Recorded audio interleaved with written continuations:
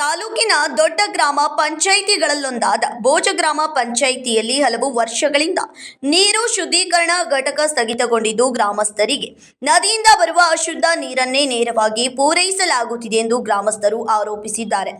ಹಲವು ಬಾರಿ ಮನವಿ ಸಲ್ಲಿಸಿದರೂ ಗ್ರಾಮ ಪಂಚಾಯಿತಿಯಿಂದ ಯಾವುದೇ ಕ್ರಮ ಕೈಗೊಳ್ಳದ ಹಿನ್ನೆಲೆಯಲ್ಲಿ ಗ್ರಾಮಸ್ಥರಲ್ಲಿ ಆಕ್ರೋಶ ವ್ಯಕ್ತವಾಗಿದೆ.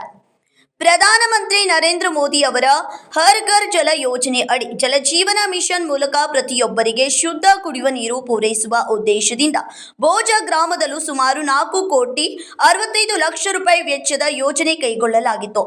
ಆದರೆ ಈಗಾಗಲೇ ಸುಮಾರು 3.5 ಕೋಟಿ ರೂಪಾಯಿ ಖರ್ಚಾದರೂ ನಾಗರಿಕರ ಮನೆಗಳಿಗೆ ನೀರು ಪೂರೈಕೆ ಆರಂಭವಾಗಿಲ್ಲ ಎಂದು ಗ್ರಾಮಸ್ಥರು ದೂರಿದ್ದಾರೆ. ಪ್ರಕಾಶ್ ವಡ್ಡರ್, ಸಚಿನ್ ಮೋಹಿತ್ ಸೇರಿದಂತೆ ಹಲವು ಗ್ರಾಮಸ್ಥರು ಅಧಿಕಾರಿಗಳಿಗೆ ಮನವಿ ಸಲ್ಲಿಸಿ ಯೋಜನೆಯನ್ನು ತಕ್ಷಣ ಕಾರ್ಯಗತಗೊಳಿಸುವಂತೆ ಆಗ್ರಹಿಸಿದ್ದಾರೆ.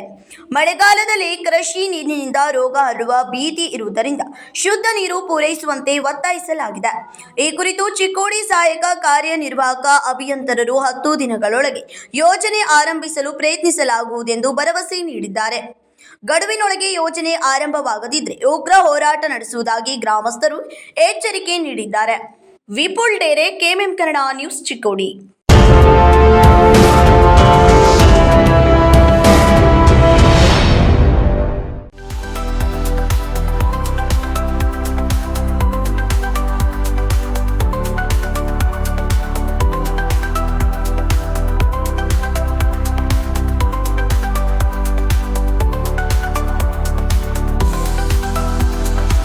आदर्श ड्रेस सर्कल केवल पुरुषों के लिए लाए हैं ब्रांडेड शर्ट्स, टी-शर्ट्स और जीन्स की नवीनतम रेंज।